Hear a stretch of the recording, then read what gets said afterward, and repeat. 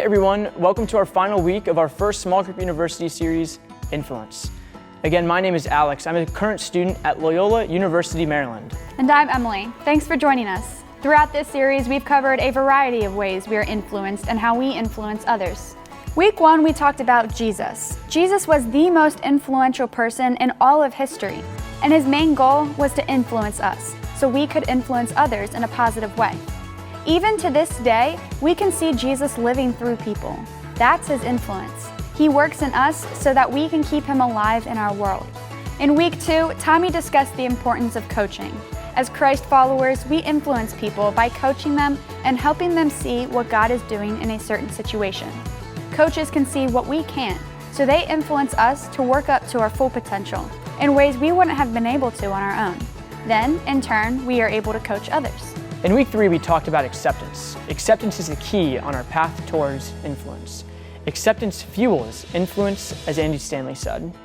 I had the chance to break down the relationship between the Lion King and the prodigal son, and how we must accept ourselves, we must accept our faith in the Father, and through that, we will have the ability to influence those around us. Then in week 4, Sophia showed us that it just takes a little bit of encouragement to go a long way through the right people around us. Being the right person for others and filling our lives with encouragement is key to influencing those around us. This week, we're talking about empowerment. Being empowered, but also empowering. Being empowered takes a lot of acceptance in our lives. It takes a lot to open our hearts and minds up to accepting someone to empower us. A lot of the time, the people who are considered a coach in our life are also the people who are empowering us and our decisions. Sometimes the people that are empowering us know better than us. In high school, I had a lot of coaches and people looking out for me. A lot of the times, them seeing what was best and me not seeing it exactly and trying to figure it out. All it took was some empowerment from them. A mentor of mine, I'll call him James for the purpose of the story, he was someone who would challenge me. He would encourage me, coach me, accept me, and push me towards acceptance.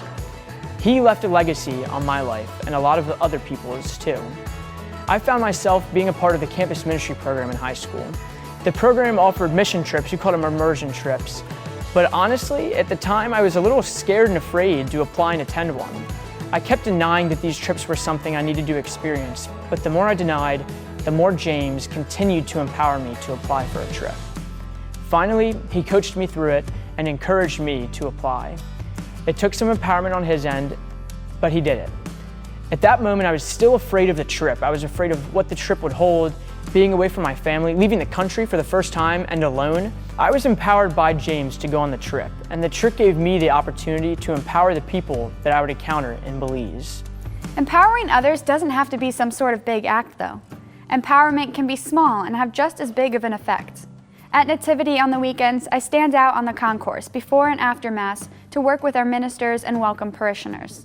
A few weeks ago, I was standing out there and I was in a bad mood and I knew it. So I sort of distanced myself from the center of things, thinking I would give off a bad vibe or put others in a bad mood if they were to talk to me. So as I'm standing off to the side, attempting to pretend to be busy, my boss, Tracy, came over to me and asked if I was okay. I said I was fine because we were in the middle of the work day and it was no time to complain about my personal issues. But she said to me, "No, you're not okay, so why would you say that?" I didn't know, so I just kind of stood there. And she said, "You have to put it away for now. Open it back up later, but for now, remember, you are going to impact someone's life today. You have no idea who needs to get a smile from you or engage in a conversation with you. But you've seen it happen each week out here. So get in there, talk to someone, make someone's day, and smile." That was it. That was all I needed to hear for my mood to go from distant and sad to motivated and energized. That quick conversation of empowerment impacted me hugely. I think about it every weekend now, and it truly inspires me to find someone else whose day I can impact for the better, even if it's just to make someone smile. Empowerment is a 3-step process. We are empowered, we empower, and then those that we empower, then empower. Say that 5 times fast. Throughout the Bible, we find this process being followed by Jesus, which is right where we started this whole series on influence. Christ was empowered by God. He had to be. God was Christ's coach in his time on earth. Christ was put here on earth with a mission so that he could continue to empower the people on earth. Throughout the 4 Gospels, we receive accounts on the passion, the death, and the resurrection of Jesus.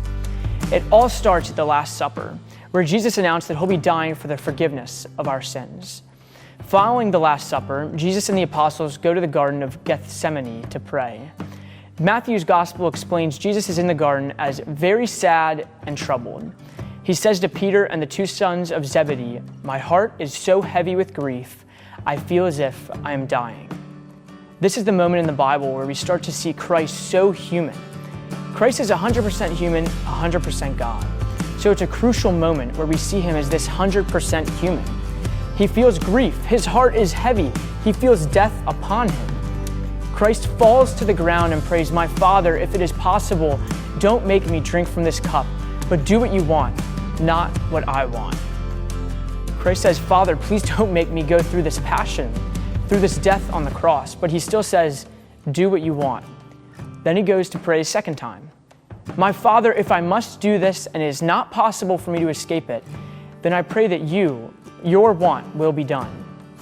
I still don't want to do this, but if I must, I will. If this is what you want, I will do it." That's basically what Jesus says. So he prays a third time, and Matthew's gospel states that he basically says the same prayer, saying that he'll do it, he doesn't want to do it, but if God's will is for him to do it, he will.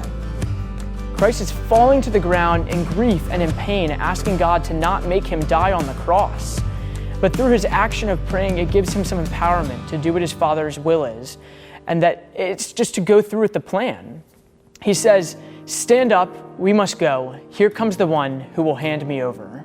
So number one is that God empowered Christ. And we see this not just in the story of the garden, but all throughout the Bible. God is empowering and coaching Christ through his time on earth. The second piece is what Christ transfers on. Christ brings together the 12 apostles, and Matthew says he gave them authority over unclean spirits to cast them out and to heal every disease and every sickness. He continues by giving the names of each of the 12, then gives Jesus' next instructions.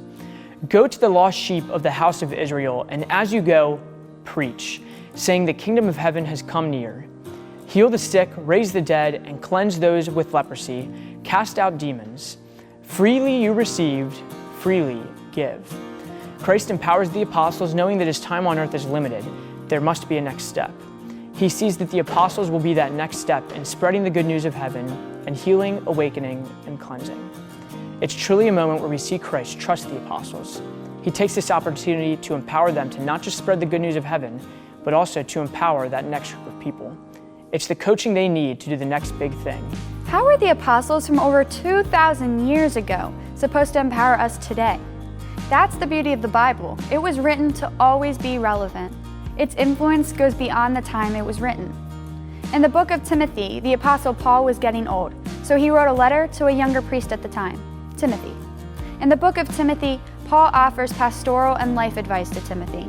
He states in 1 Timothy 4:11, "Prescribe and teach these things. Let no one look down on your youthfulness, but rather in speech, conduct, love, faith, and purity, show yourself an example of those who believe." At our age, it's hard to get the respect and trust we deserve, because in the words of the iconic Taylor Swift, "When you are young, they assume you know nothing." But Paul is telling us he knows we know much more than we get credit for. So rather than looking at our age or youthfulness, the way we live our lives is how we are seen and followed. If we live in good speech, conduct, love, faith, and purity, we are living as examples of Christ and influencing those around us. It's important to live in this way because if you think about it, you may be the only source of God some people ever experience. Use this to be empowered to conquer the stereotypes that come with age and being young. A wise man, Harry Styles, once said, "How can you say that young people don't get it? They're our future. They keep the world going." And he's right. We are the future, and we have a responsibility to be empowered by those who are in our shoes and to empower those who are in it with us and those that come next. This is just one example of the ways the apostles try to empower us. Don't be afraid to crack that book open for more. This is where the fun part comes in. God starts the chain here. He's the one who influences and empowers Jesus. Then Jesus is empowered and influenced by God to fulfill his sacrifice on the cross. The apostles are empowered to spread the kingdom of heaven, the healing and the cleansing. The disciples, us, are empowered by the apostles in 1 Timothy. It's a domino effect of empowerment. Someone influenced and empowered my friend James. He empowered me, and then I empowered those in Belize.